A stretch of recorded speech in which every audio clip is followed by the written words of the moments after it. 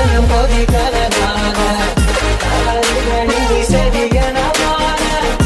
Friends, எல்லாருக்கும் வணக்கம். இது வந்துட்டு நவராத்திரி டே 2 அன்றைக்கி எடுத்த விலாகு. ஃப்ரைடே வந்ததுனால வீட்டிலே பூஜை பண்ணி சாமி கும்பிட்டுட்டு கோயிலுக்கு வந்து கிளம்பலாம் அப்படின்ட்டு ஒரு 6:30 போல் வந்துட்டு சாமி கும்பிட்டுட்டு ஒரு 7 o'clock போல் கிளம்பிட்டோம். எங்கள் வீட்டுக்கு பக்கத்துலேயே வந்துட்டு நிறைய கோயில் வந்து கொலு வந்து வச்சுருக்காங்க. இது வந்துட்டு பார்த்திங்கன்னா வரதராஜ பெருமாள் கோயில், தேவராஜ பெருமாள் கோயில்னு 2 கோயில் பக்கத்தில் இருக்கும். ஸோ ஃபஸ்ட்டு வந்து வேதராஜ பெருமாள் கோயில் வந்து போயிட்டு அப்புறமா வரதராஜ பெருமாள் கோயில் போகணும். இன்றைக்கி என்ன அலங்காரம் பண்ணியிருக்காங்க அப்படின்னு எல்லாம் ஒரு பேனரில் வச்சுருந்தாங்க. இன்றைக்கி வந்துட்டு ஆலிகை சாப விமோசனம் அப்படின்ற ஒரு கான்செப்ட் வந்து எடுத்து சுவாமிக்கு அலங்காரம் பண்ணியிருந்தாங்க. அங்கே சாமி கும்பிட்டுட்டு பக்கத்தில் இருக்கிற வரதராஜ பெருமாள் கோயிலுக்கு போயிட்டோம். உள்ளே வந்து கிளிப்பிங் எடுக்க முடியல. அங்கே வந்துட்டு பெருமாள் ஏகாந்த சேவை வச்சுருந்தாங்க. அப்புறம் பின்னாடி வந்து கொலு வச்சுருந்தாங்க. இது வந்துட்டு நான் சின்ன வயசுலேருந்தே பார்க்குறேன். இந்த பாட்டி தாத்தா வந்து ரொம்ப வருஷமாக இருக்காங்க. நான் சின்ன பிள்ளையிலேருந்தே இந்த பொம்மை வந்து இருக்குது. நிறைய கொலு வைப்பாங்க. இந்த வருஷம் அவ்வளோவா வந்து பொம்மைங்கள் இல்லை, பட் எல்லாமே வந்துட்டு ரொம்பவே அழகாக இருக்கும்.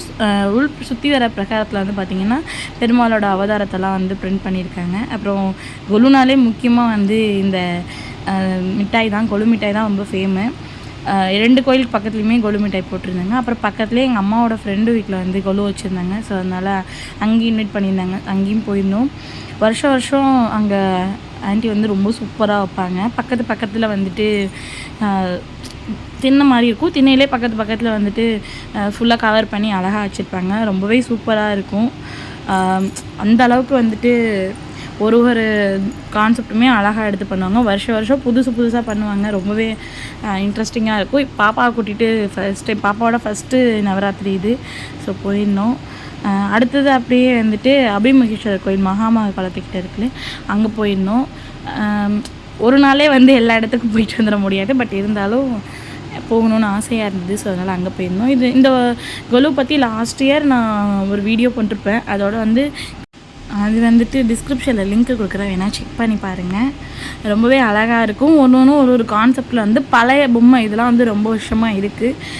எனக்கு சொந்த ஊர் கும்பகோணம் தான். ஸோ நான் சின்ன வயசுலேருந்தே எங்கள் அம்மா அப்பா, அதுக்கப்புறம் வந்து எங்கள் பாட்டி சித்தி, இது மாதிரி ஃபேமிலியாக தான் நாங்கள் கொலுவுக்கெல்லாம் போவோம். அதுக்கப்புறம் கொஞ்சம் பெரிய பிள்ளையானதுக்கப்புறம் நானும் அம்மா சிஸ்டர்லாம் போயிட்டு இருந்தோம். அப்புறம் மேரேஜுக்கு அப்புறம் பெருசாக போகிறதில்ல. லாஸ்ட் இயர் பாப்பா வந்து நான் 5 மாதம் வயிற்றில் இருந்தாங்க. ஸோ அப்போ வந்துட்டு அம்மா கூட போயிட்டு வந்தேன்.